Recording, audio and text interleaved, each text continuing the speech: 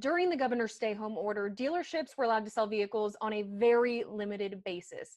The amount of title transfers these dealerships processed raised some red flags with the state.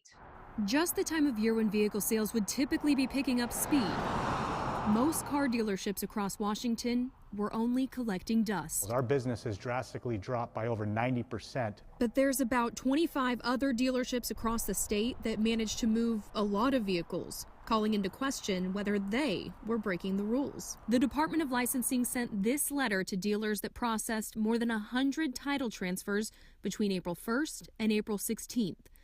The letter says it appears your business is conducting business outside the directives in Governor Inslee's Stay Home, Stay Healthy proclamation, saying violators of the governor's proclamation may be subject to criminal penalties. Now, dealers had been allowed to sell some vehicles since the stay-home order went into effect March 25th.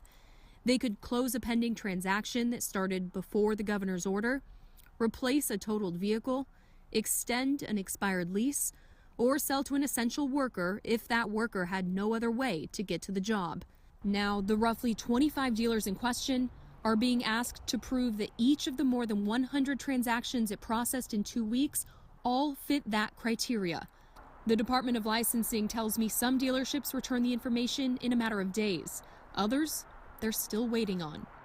Now, because dealers have 45 days to process title transactions, there's a possibility that some of these sales were made before the stay-home order. That's why the Department of Licensing is just asking for information at this point. But if dealerships are found to have violated the order, the DOL could suspend or revoke a business license. The criminal penalty is a gross misdemeanor. That's punishable by up to 364 days in county jail and a $5,000 fine.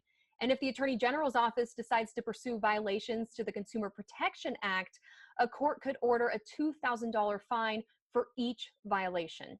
Reporting in Seattle, I'm Simone Del Rosario, Q13 News.